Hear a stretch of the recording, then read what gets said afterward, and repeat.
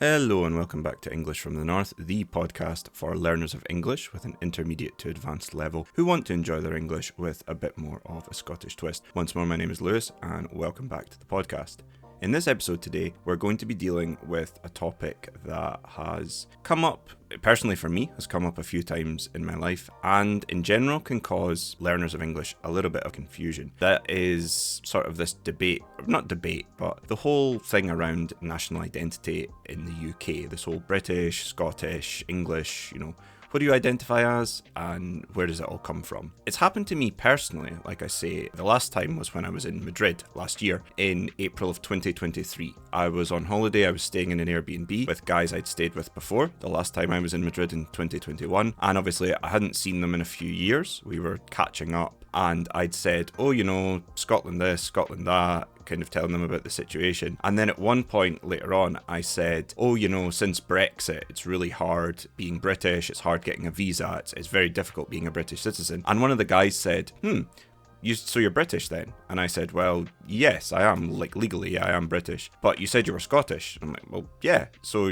you're both? Yes. Well, how can you be both? And I went, well, because, and I had to sort of explain the kind of situation. It kind of really made me realise, and it kind of came up with my students, when I was an English teacher working for this academy, teaching people online who were based in Spain, that sometimes the whole distinction between the UK, Great Britain, British, Scottish, English, it can all be a bit confusing. So I thought best to just make an episode now to explain it, because no doubt in the future I will say things like, I'm British, I'm Scottish, and things like that, and it's better to do this now to avoid any kind of confusion. So where does it all come from? Well, in order to really understand where the modern kind of identity comes from, we need to go back in time, we need to go back to history. And we go all the way back to 1603. Before 1603, Scotland and England were separate countries. They were ruled by different kings, they had different parliaments, they were, for all intents and purposes, completely separate countries. Wales, that we're also going to talk about, Wales's history is a bit of a sad story, unfortunately. Wales was basically conquered by the English in the 12th century, and has kind of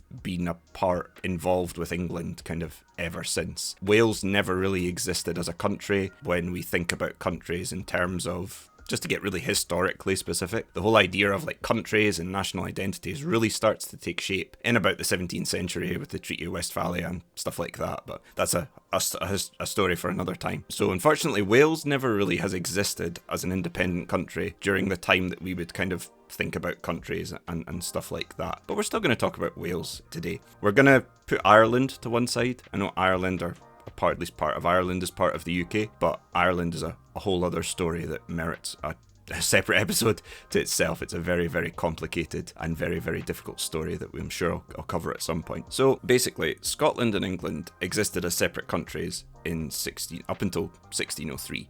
What happened in 1603 basically was Queen Elizabeth I of England died, and that caused a problem because she didn't have any children. She was very famous for sort of never having any children or anything like that. So she didn't have a successor. She didn't have someone to take over from her. She didn't have someone to take the throne, or at least nobody really clear. So when that kind of thing happened sort of 400 years ago, 500 years ago, normally there would be a war to figure out who gets the throne. However, in this case, the English nobles had a lot of luck, because one of her relatives was the King of Scotland. King James VI of Scotland was her nephew, or something like that. In any case, James's mum, Mary, was Mary Queen of Scots, and she was the cousin of Elizabeth I. So there was this family connection. So James inherited the throne of England, and he became James VI of Scotland and James I of England. So he was the king of both countries. He moved down to London, he took his court, he took all his nobles, and he moved down to London because London was the bigger city, more important, more powerful, with more people. At this point there was 1 million people living in Scotland and 10 million living in England. So for him, it made sense to move down to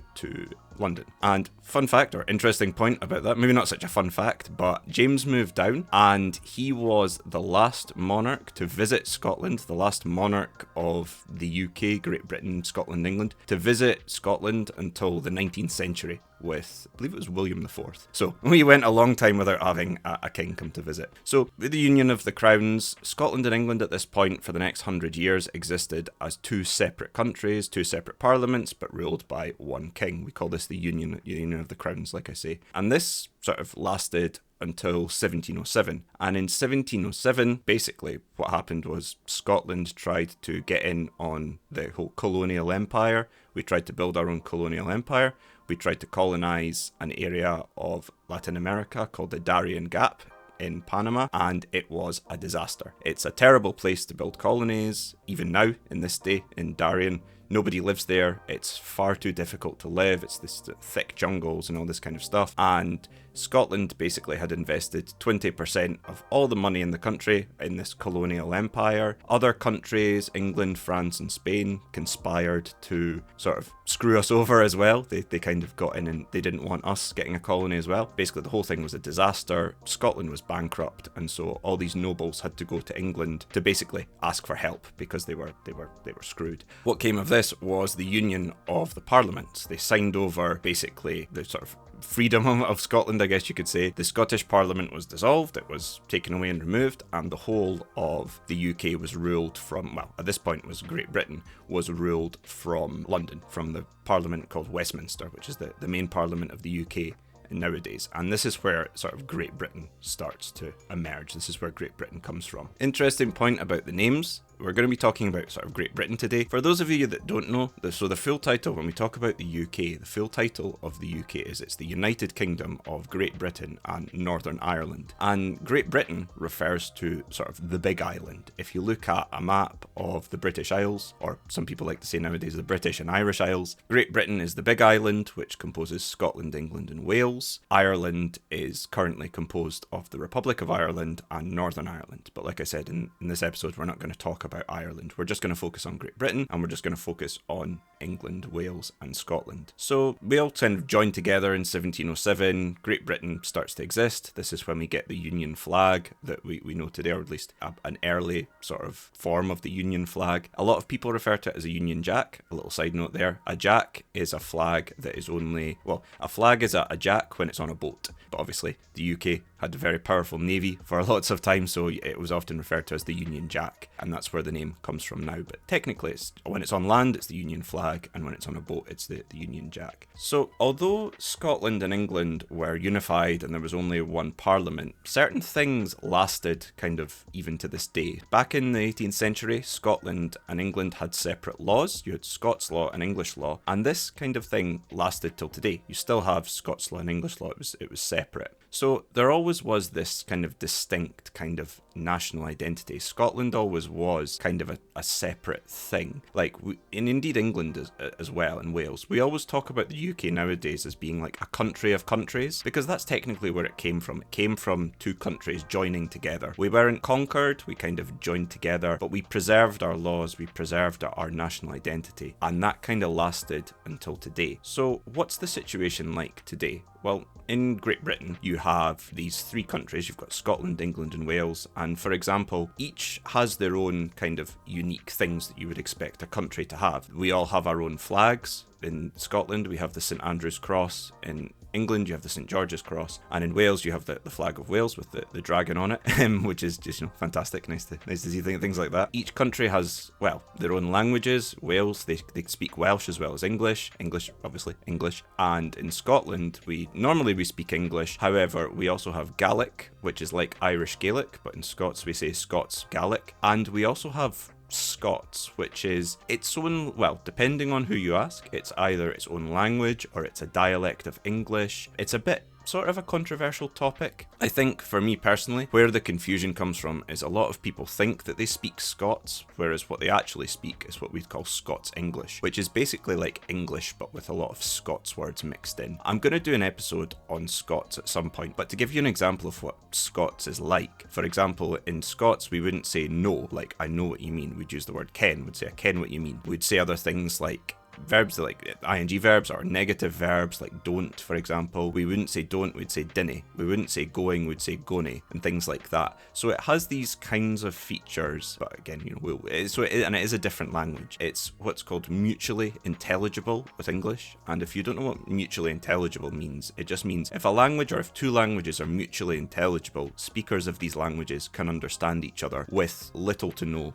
problems. So for example, Swedish and Norwegian are mutually intelligible with each other. Somebody speaking Norwegian and somebody speaking Swedish can have a conversation where one speaks their own language. And Scots and English is like that. However, it's easier for a Scots speaker to understand an English speaker than the other way around. It's a bit like Spanish and Portuguese, for example, as well, or Catalan and Spanish, things like that. So these nations in the UK nowadays, or in Great Britain, we have our own national identities, we have our own flags, we have our own languages, we have our own national anthems, we have our own sports teams. So in the rugby, for example, Scotland has its own team, England has its own team, Wales has its own team, same with football. In the Olympics, because the Olympics is done differently, we compete together as the UK, and Northern Ireland competes with the UK. In football, just to give a little bit of background on sort of Ireland and things like that. In the football, Northern Ireland and the Republic of Ireland compete as separate teams. In rugby and in cricket, they compete as one team, just called Ireland. So you see, it gets quite confusing. This is why we're going to leave Ireland for another time. So that's kind of generally the situation. So how does national identity fit into this? If we have our own sort of distinct national identities, we have our own flags, we have our own anthems, we have our own languages, how do people identify? And the answer is, well, really, it depends.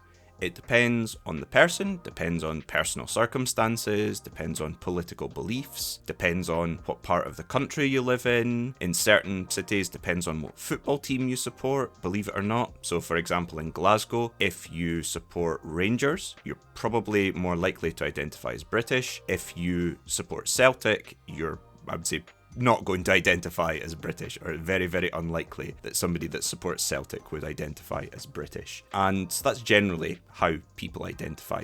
Some people identify as Scottish, some people identify as Scottish and British, some people identify as just British, and it's the same in England and the same in Wales as well. So how do I identify? Well, I would say that I identify as Scottish in first place. For me, definitely, if someone asks me, where are you from? I say Scotland, or what are you? It's a bit of a strange question. What are you? But I would say, well, I'm Scottish.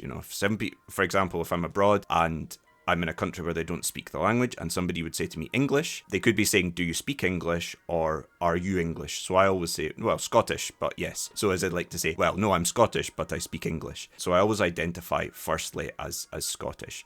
Although I would say that for me personally, it's about 85%, 15%. And that is that I would say I'm about 85% Scottish and about 15% British. Because I take a kind of, I'd say, a very kind of practical view on it. For example, my passport says I'm a British citizen. Whether I like it or not, I'm British. I don't have a choice in that. We had our independence referendum in 2014. We lost. I say we. I voted yes at the time, and the yes campaign lost. And I'll go into that at some point as well, talk about the independence situation and all that. But for me, I guess I say, well, whether I like it or not, I'm British, technically, legally, but my sort of main identity, my main national identity is Scottish. To give you another example, my parents are very, very strong believers in Scottish independence. They believe that it's 100%, it is like Scotland's destiny to be independent, it is the best thing for the country. They believe in it so strongly. They would not, in any uncertain terms, say that they are British. They would say they are Scottish 100%. They recently got their new passports through. They had to renew their passports, and they both hate the fact that their passports say they're British citizens. They wish with all their hearts that they could be Scottish citizens in an independent Scotland. And I mean, that's okay. That's their view. That's they're entitled to that. But that's just to give you an idea of how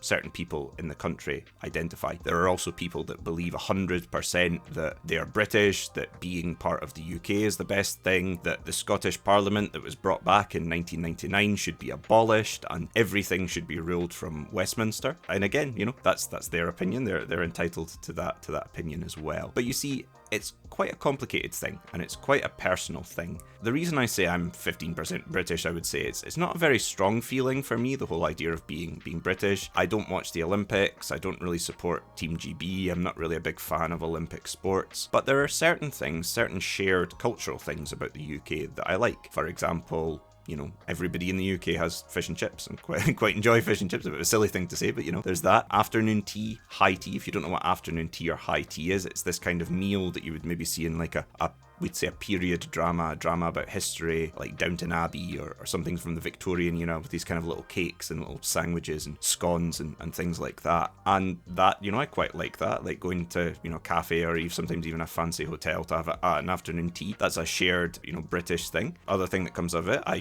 quite like the royal family in the UK. There are lots of Scottish people that don't, but I quite like them. I think that the King does a good job. I was very, very sad when the Queen died. Still a bit sad that Queen Elizabeth II's died. You know, I think she was a great person. I much prefer, looking at the world nowadays, I much prefer having a monarchy than having a president. I look at the politicians, all of the politicians in the UK, and I think that they do a pretty terrible job. And I think that, you know, I don't want to have another politician, have another president, a president in charge. I think it's good that we have the monarchy and they don't do anything political. Again, I'll talk about the monarchy in the future. I personally think it's good that, you know, they just don't get involved and they're just kind of there, but I quite like them.